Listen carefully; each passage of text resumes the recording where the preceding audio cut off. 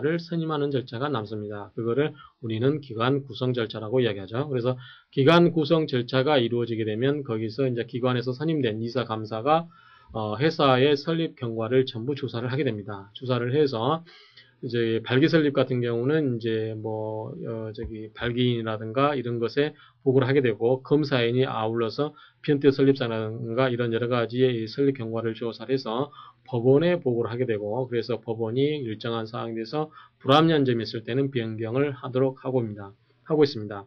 근데 모집 설립의 경우에는 이 발기인이라든가 이사감사가 어디에 보고를 해야 되냐면 창립총회에 보고를 하게 됩니다. 검사인도 마찬가지로 창립총회에 대해서 변태 설립자라든가 이런 사항에 대해서 보고를 하게 되고, 창립총회는 그러한 보고서를 보고받고 그게 불합리한 점이 있을 때는 변경을 명할 수도 있습니다. 그러면 이렇게 기관 구성을 거쳐서 경과 보고를 마치게 되면 이제는 설립 등기를 하게 되죠. 이 설립 등기를 함으로써 회사가 성립이 되는데, 그러한 설립 등기 하기 전에 회사를 뭐라고 그랬죠? 설립 중에 회사라고 한다고 했습니다. 그래서 그러면 이 설립 중에 이제 설립이 되고 나서 만약에 이해관계자가 있을 때는 그 설립을 취소할 수 있거나 무효를 할 수 있는데, 회사의 종류에 따라서 주식회사의 경우는 설립 무효만 인정이 된다라고 했습니다. 설립 무효는 객관적인 하자만 무효의 소의 원인이 된다라고 했습니다. 취소는 주관적인 하자에 의한 거기 때문에 주식회사의 경우는 이해관계자가 많다 보니까 이 설립 취소는 인정이 되지 아니한다라고 말씀드렸습니다.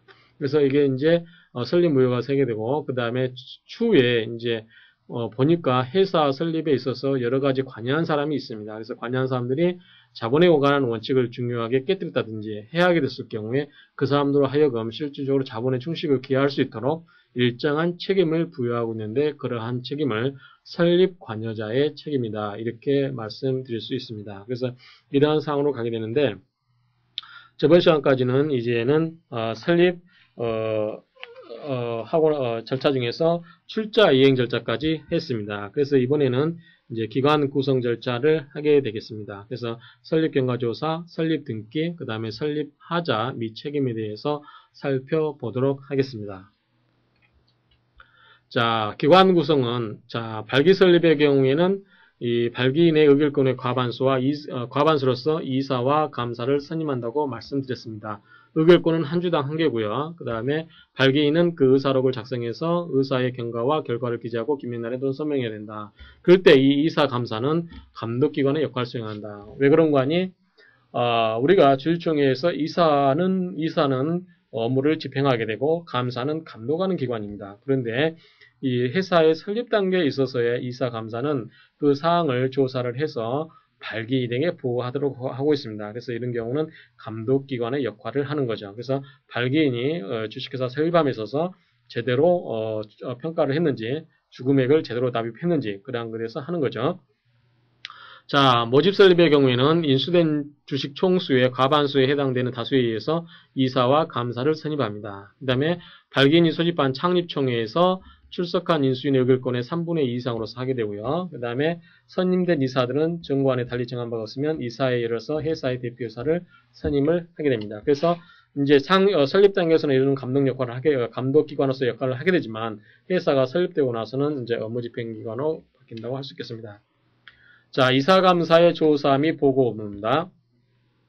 이사와 감사는 취임 후 지체 없이 회사 설립에 관한 모든 사항이 법령이라든가 정관의 규정에 위반되지 아니했는지 여부를 조사해서 이 발기인에게 보고를 합니다. 자, 발기 설립이 그런 거고, 모집 설립은 누구요? 창립청입니다.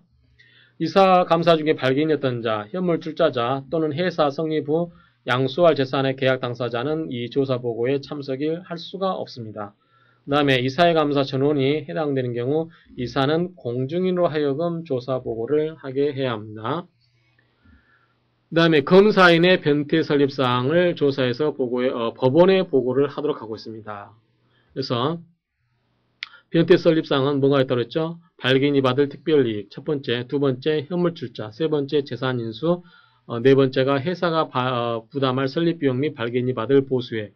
요게 변태 설립상 네 가지라고 전 시간에 말씀드렸습니다. 그래서 이러한 사항에 대해서 조사를 하게끔 하기 위해서 이 검사인을 선임을 합니다. 그 다음에 이제 이게 원칙적으로 검사인이 선임을 하게 되는데, 이제 이 중에서 이 발기인이 받을 보수 특별이익과 회사가 부담할 설립비용 및 발기인이 받을 보수액, 그다음에 그러니까 이 발기인이 받을 특별이익과 그 다음에 회사가 부담할 설립비용 및 발기인이 받을 보수액. 이거는 명확하죠. 이거는 뭐 재산을 평가할 필요가 없잖아요. 거기에 관한 사항만 조사를 하게 됩니다. 그래서 이건 뭐냐면 공증인이 할 수도 있다. 검사인 대신에 공증인이 할 수도 있다라고 법이 바뀐 겁니다. 그 다음에 검사인이 하는 것 중에 하나가 또 현물출자와 이 현물출자와 재산인수가 있는데 현물출자와 재산인수는 뭐가 따르는 거죠? 평가가 따르는 겁니다. 자, 평가가 따르는 것은 감정평가를 해야 되겠죠. 그래서 이러한 경우에는 이 현물출자와 재산인수 및 출자 이익에 관해서는 이 공인된 이 감정인의 평가하도록 하도록 하고 있습니다. 그래서 이러한 경우는 공정인과 감정인에 의해서 검사인이 역할을 가름할 수 있다라고 했습니다. 그래서 이러한 경우에는 이제 이렇게 검사인이 다 할 수도 있지만 이 공정이라든가 감정인이 할 수 있다라는 거. 다만 그 변태 설립사항의 내용이 그게 단순히 검사라는 건지 아니면 재산평가에 관한 것인지의 종류에 따라서 공정인 또는 감정인으로 나뉘어서 평가를 하게 됩니다. 그 다음에 이제 발기인은 검사인의 조사보고서에 사실과 상이한 사항이 있게 되면 이에 대한 설명서를 이 법원에 제출하게 됩니다. 자, 법원의 변경이 있는데 이 법원은 이러한 사항에 대해서 조사를 해서 이것을 변경할 필요가 있다고 인정될 때는 이것을 변경해서 각 발기인에게 통보를 하게 됩니다. 이제 변경에 불복하게 되는 발기인은 그 주식 인수를 취소할 수 있고요. 정관을 변경해서 설립에 관한 절차를 속행할 수도 있습니다.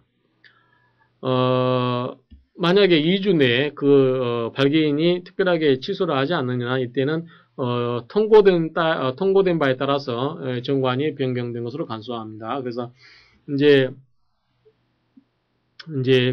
이 주식 인수 발기인이 뭐 변태 설립상에 대해서 예컨대 건물이 1억짜리인데 자기가 1억 2천 했다. 근데 법원은 이거를 1억으로 봤다. 그럼 2천만의 갭이 있는 거잖아요. 그럼 2천만큼 과다평가하게 된 건데 이게 나쁘다고 할 수 없는 게 이제 그렇게 감정평가라는 것은 약간 차이가 있을 수 있기 때문에 그래서 2천만에서 불복이 있는 경우 이 사람은 주식 인수를 취소하면 됩니다. 난 주식금은 안 하겠다. 그래서 빠지는 거죠. 그래서 빠지고서 뭐 나머지 절차로 속행하든지 계속 하는 거죠. 자, 모집 설립의 경우에는 발기 설립하고 비슷하게 몇 번 말씀드렸습니다만 다만 여기서는 이제는 이 서면에 의해서 창립총회 보고한다는 점 이게 중요한 거죠. 그래서 이러한 사항에 대해서는 창립총회 한다는 거. 그 다음에 나머지 다 똑같고요. 이사 감사 중 발기인이었던 자는 현물주자 또는 회사 성립을 재산을 양수할 계약 당사자인 경우는 조사보고에 참가할 수 없다라는 거. 그 다음에 이사 감사 전원이 해당되는 경우 이사는 공증인으로 하여금 조사보고를 하게끔 할 수 있다라는 거. 다만 이제 이런 여러 가지 미세한 사항이고요. 이 법원이 아니라 이 모집 설비에 있어서는 창립총회 보고한다는 점을 기억해 두시기 바랍니다. 마찬가지로 검사인의 변태 설립사항 조사 및 창립총회 보고 업무인데 보고를 법원이 아닌 창립총회 한다는 점 빼놓고는 다 같습니다. 그래서 아까 말씀드린 것처럼 예컨대 이 공정인이라든가 이 감정인으로 한다는 거 다 똑같습니다. 그래서 이런 경우는 창립총회 한다는 점만 정확하게 기억을 하시기 바랍니다.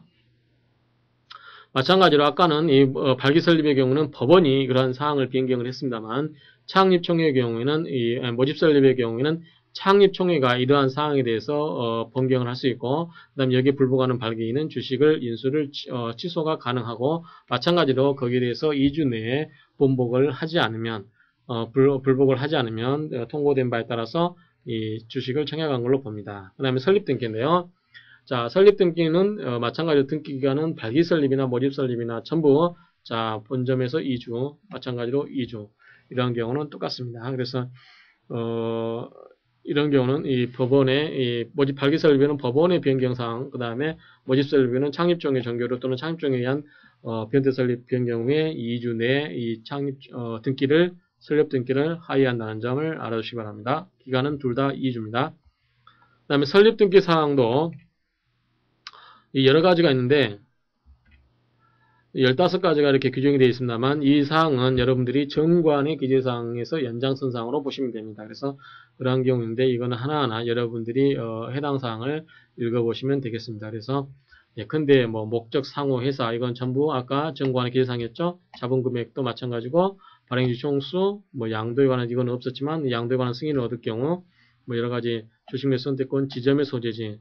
아까 정관에는 이런 사항은 없었죠. 그래서 여러분들이 그러한 여러 가지 이 정관의 기재사항과 설립 등기 기재사항을 비교하면서 한번 공부를 해보시기 바랍니다. 여러 사항이 있는데 여러분들이 이거를 쭉 한번 읽어보시면 되겠습니다. 자, 설립 등기 효력이 있는데 설립 등기를 하게 되면 회사가 어떻게 됩니까? 성립하는 게 가장 기본적인 효력이죠. 그래서 법인격을 취득하여 회사가 성립을 한다. 이 점을 알아두시고요. 자, 설립 등기 후에 발생하는 법률 관계는 성립된 회사에 기소가 된다. 그래서 설립 등기 전에는 설립 중 회사에 기소하고, 그래서 이거는 저번에 설명을 드린 것처럼, 자, 회사가 정관을 작성해서 설립 등기를 하게 되면 여기까지 단계는 설립 중의 회사고 여기는 설립된 회사죠. 설립된 회사.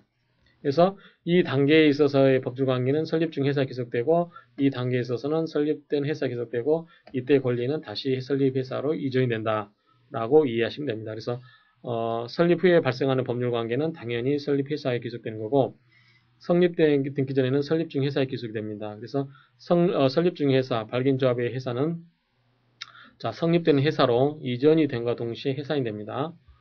그 다음에 주식 인수인. 자, 성립이 되면서 이때 주식은 주주가 아니고 주식을 인수한 사람은 주식 인수인이라고 합니다. 그런데 회사가 설립 등기를 하고 나서, 즉 설립 등기에서 회사가 성립되고 나서 주주로서 지위로 변경이 됩니다. 그래서 이때는 주식 인수인이 주주로 된다는 점도 아울러서 알아두시기 바랍니다. 자, 설립 등기 효력의 특별한 효력에 대해서는 자, 주식의 무효라든가 취소를 제한할 수 없습니다. 그래서 이제 회사가 성립 후에는 이러한 것을 회사가 주식 인수라든가 이 무효를 주장함으로써 회사 성립을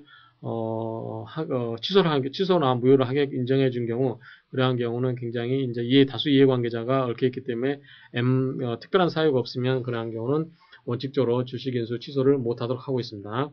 발기인의 자본 충실 책임이 인정되고요. 권리주 양도 제한의 해제가 됩니다. 이게 무슨 말이냐면 아까 권리주가 뭐라고 썼죠?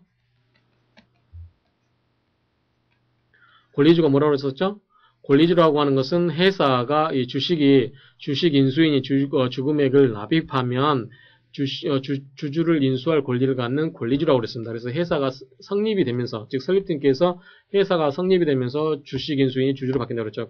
그 전에, 즉 회사 성립 전에는 권리주라고 합니다. 주주가 아니고요. 그 다음에 주권 발행도 허용이 되고 상호권을 취득하게 됩니다.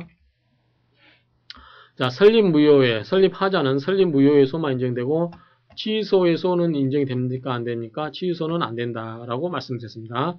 자, 주식회사 설립하자는 설립 취소는 인정이 안 되고 설립 무효의 소만 인정이 된다. 마찬가지로 설립 취소의 소는 주관적 하자고 설립 무효의 소는 객관적인 하자입니다. 그래서 마찬가지로 객관적 하자만 인정이 됩니다. 그러면 어떠한 게 객관적인 하자냐? 그러한 것은 첫 번째, 정관의 이 공증인의 인증을 받지 않은 경우, 그 다음에 주권 설립 시에 발행한 주총수가 4분의 1 이상해야 되는데 이에 미달되는 경우, 그 다음에 창립총회를 소집해야 됨에도 불구하고 소집하지 아니하였거나 그 법정 업무를 수행하지 아니하였거나 결의에 하자가 있는 경우, 이러한 경우가 객관적인 하자가 되겠습니다. 자, 주식회사의 설립 하자의 소의 방법은 주장 방법은 뭘로만 할 수 있다? 소로서만 할 수 있다. 즉 소로 할 수만 있다는 것은 소송을 통해서만 할 수 있다 이야기입니다. 그래서 엄격한 법의 심판에 의해서만 그 무효를 주장할 수 있도록 하는 것입니다. 제소기간은 원칙적으로 회사 성립의 날로부터 2년 내에 하도록 하고 있습니다. 그래서 2년이 경과되면 할 수가 없는 거고요. 제소권자는 주주는 가능하겠죠. 이사도 가능하고 감사도 가능합니다.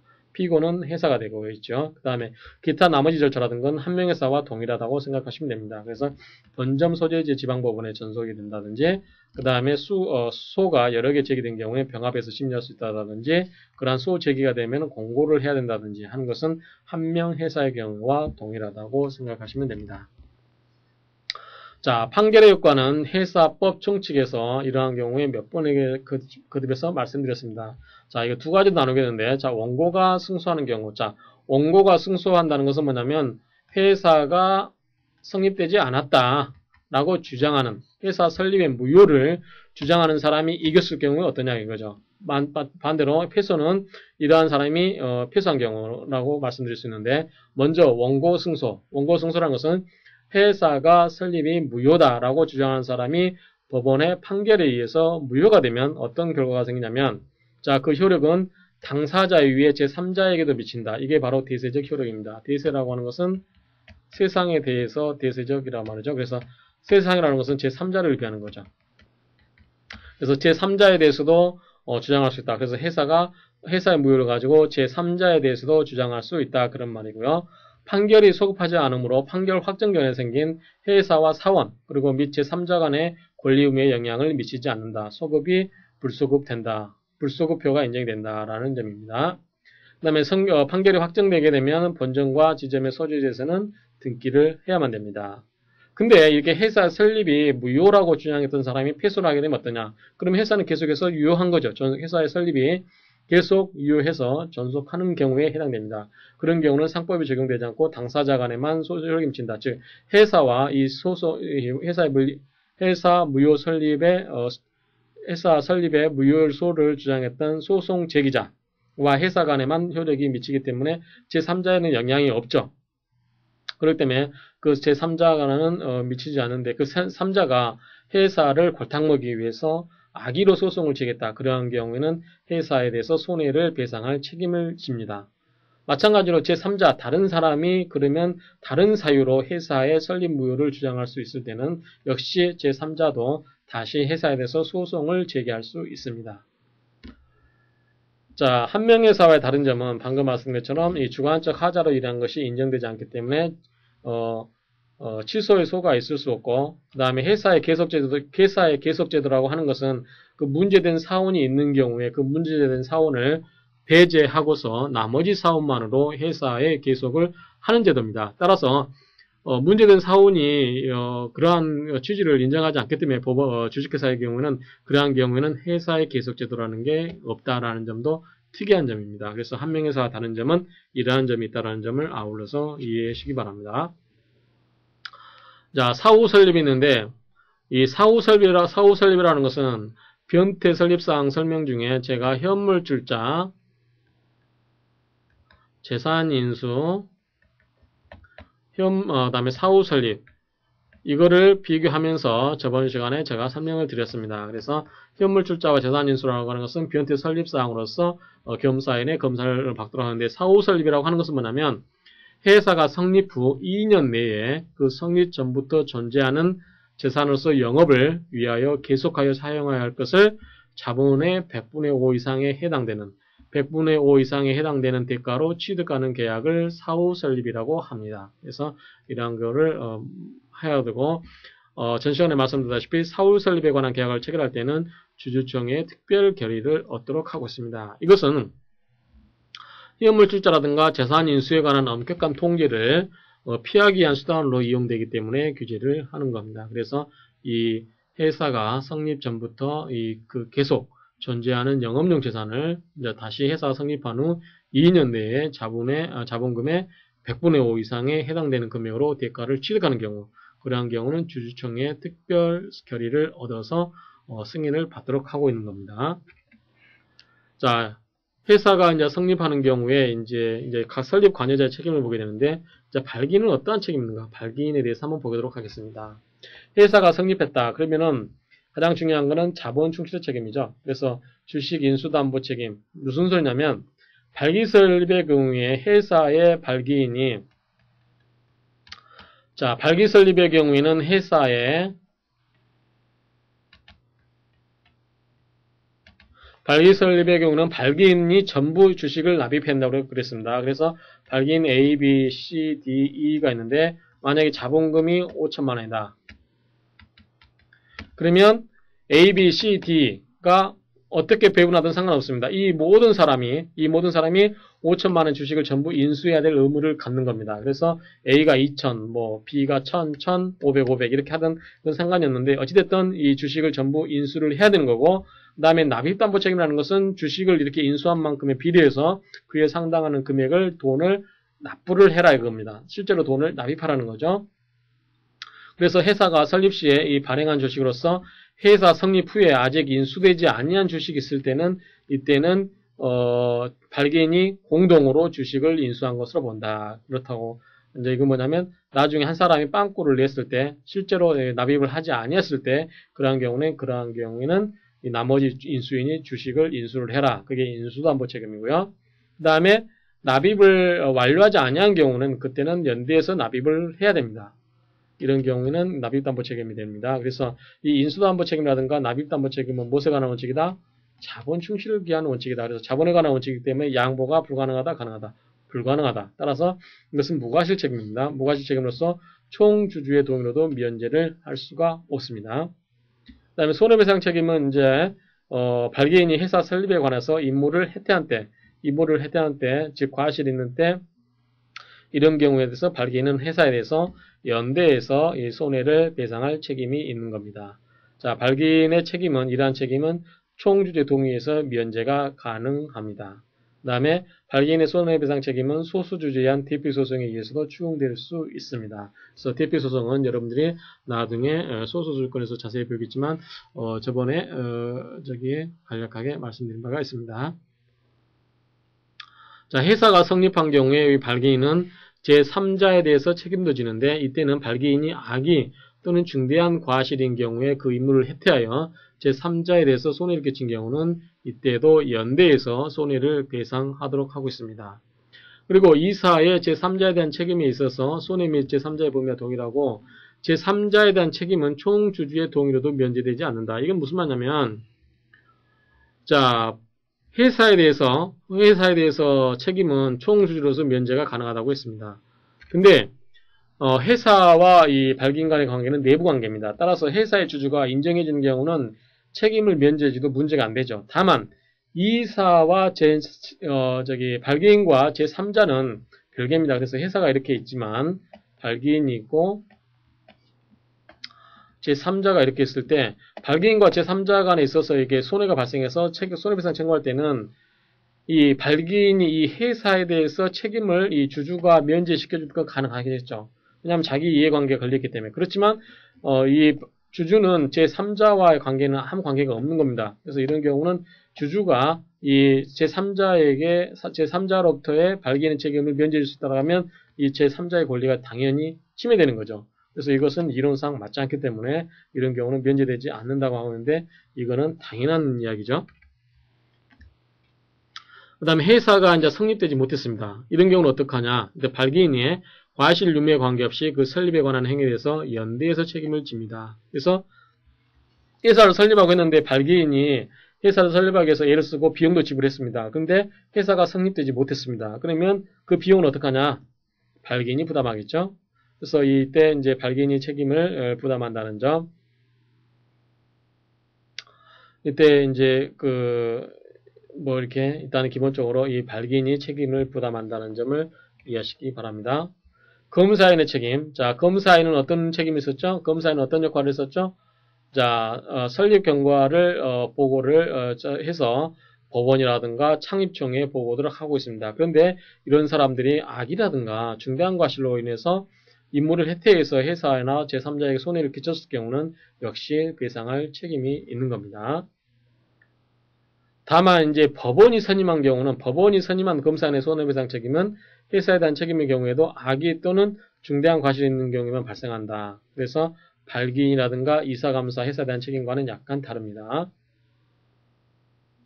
유사 발기인의 책임이라고 하는 것은 주식 청약서, 기타 주식 모집에 관한 서면에 성명과 회사의 설립에 관한 찬조하는 뜻을 기재할 것을 승낙한 자입니다. 승낙한 자는 발기인과 동일한 책임을 지는다. 그래서 이때 정관에 기재하지 않고 기명단행 또는 선명되지 않은 자이지만 설립에 관여한 자이기 때문에 이 승낙한 자는 발기인과 동일한 책임을 지도록 하고 있다. 그래서 이러한 사람을 유사 발기인이라고 한다라고 이해하시면 되겠습니다. 그다음에 납입금융기관의 책임. 자, 주식 금액을 납입할 때는 아무데나 하는 게 아니고 금융기관에다 하게끔 되어 있습니다. 금융기관이 짜고서 주금액을 납입하지 아니했음에도 불구하고 납입한 것처럼 허위증명서를 발급해 준 경우 그 허위증명서를 가지고 회사에 대해서 대항할 수 없다라고 말씀을 이미 드렸습니다. 그래서 이런 경우는 그 주금액의 가장납입을 막기 위해서 인정된 제도라고 법에 의해서 인정된 제도라고 생각하시면 됩니다. 옛날에는 이러한 것들이 많았었는데 이제는 이 규정에 의해서 은행에서 실제로 이렇게 하기가 힘듭니다. 그래서 이 납입은행을 보관한 은행 기타의 금융기관은 발기인 또는 이사의 청구가 있으면 청구가 있는 데는 그 보관 금액에 관해서 이 증명서를 발급하도록 하고 있습니다. 그 다음에 이러한 발급을 증명서를 교부했으면 금액이 없다. 이거는 허위로 작성한 거다라고 회사에 대해서 대항할 수 없다. 이것은 회사에 대해서 그 금액을 돈을 물어내야 됩니다. 은행이. 그렇기 때문에 은행이 이제는 더 이상 이런 걸 할 수 없겠죠. 그러면 지금까지 이제 설립 관여자의 책임에 대해서 종합적으로 한번 정리를 해보면 이렇습니다. 자, 발기인은 가장 중요한 역할을 하는 거죠. 회사 설립에 있어서. 그래서 자본 충실 책임을 지기 위해서 인수담보 책임이라든가 납입담보 책임이 있었고요. 손해배상 책임도 있었죠. 그 다음에 이거는 악의 중과실의 경우는 제3자에 대해서 손해배상 책임도 있었습니다. 자, 이사감사는 설립 경과를 보고서를 작성해서 발기인이라든가 창립중에 보고하도록 하고 있었죠. 그래서 이러한 경우에 자기 임무를 해태한 경우 검사에도 마찬가지입니다. 이사감사 검사에는 전부 설립 경과를 조사해가지고 예컨대 이사감사는 이 발기 설립의 경우에는 발기인에게, 모집 설립의 경우는 창립청에게, 검사에는 발기 설립의 경우는 법원에게, 모집 설립의 경우는 창립청에 각각 이렇게 보고하도록 하고 있는데 이 사람들이 주의를 해태하거나 악의로 한 경우, 중과실 이런 경우에 대해서는 회사라든가 제3자에 대해서 손해배상 책임이 있다라는 것 똑같습니다. 유사 발기인은 자기가 이제 승낙을 해준 겁니다. 자기가 발기인이 아님에도 불구하고 발기인인 것처럼 이 승낙을 해준 경우는 발기인과 똑같은 책임을 진다. 그래서 자본 충실의 책임을 진다라고 이해를 하시게 됩니다. 이건 회사가 지금까지 성립한 거고, 회사가 성립하지 아니한 경우 발기인은 개인, 무한, 연대 책임을 집니다. 결국은 발기인들이 전액 책임을 지는 거죠. 유사 발기인도 마찬가지 발기인과 동일한 책임을 지는 거죠. 그래서 이건 회사가 성립되지 않았기 때문에 이때는 발기인만이 책임을 진다 이렇게 생각하시면 됩니다. 형사상, 행정상 책임이 있는데 발기인, 이사, 감사, 검사인, 공증인, 형사상 책임은 주식 또는 출자의 인수나 납입, 현재물자 이행 등을 법원, 창립청에 부실한 보고를 하거나 사실을 은폐한 경우, 또 부정청탁이라든가 이런 경우는 5년 이하의 징역, 1,500만 원 이하의 벌금에 처하고 특별배임죄로서 500만 원 이하의 과태료에 처합니다. 그래서 이런 경우는 이제 행정상 책임이고요. 그래서 이 발기인, 이사, 감사, 검사, 공증인 이런 사람들이 일정한 자본 충실의 원칙을 해하는 그러한 역할을 했을 때는 이 형사상 책임을 진다는 점을 기억해 주시기 바랍니다. 발기인, 이사, 감사, 납입 보관자 이런 경우는 가장 납입 5년 이하의 정액에 처하고 1,500만 원 이하의 벌금에 처하게 됩니다. 그래서 납입 보관자는 은행이겠죠. 그래서 이런 경우는 가장 납입 이런 여러 가지 행위를 함에 있어서는 5년 이하의 징역 또는 1,500만 원 이하의 벌금에 처할 수 있다는 점. 그래서 이상으로서 이 회사 이 설립 관여자의 책임을 종합적으로 살펴보았습니다. 이제까지 이제 그 종합적인 내용을 해보게 되면, 자, 여러분들은 회사 설립과 관련해서 특별하게 내용을 구체적으로 알아야 될 필요는 없겠지만, 특히 실무상으로도 이거를 처리할 일은 없겠지만, 실제로 법무사 등이 해주기 때문에 처리할 일은 없겠지만, 그래도 여러분들이 전반적인 내용은 개괄적으로 이해를 해 주셨으면 좋겠습니다. 그래서 지금까지 내용을 간략하게 살펴보면, 자, 회사 설립 절차는 어떻게 된다? 정관을 작성한다. 정관을 작성하고 또 뭘 하죠? 그 다음에 주식 발행사항을 결정한다. 주식 발행을 어떻게 할 것인지. 주식을 발행사항을 결정하면 주식을 인수를 해야 되겠죠. 주식 인수 방법은 발기 설립의 경우는 발기인이, 모집 설립의 경우는 발기인과 제3자, 주식이 인수인한다. 그 다음에 이거를 하게 되면 출자 이행을, 즉 돈을 실제로 납부를 해야 된다.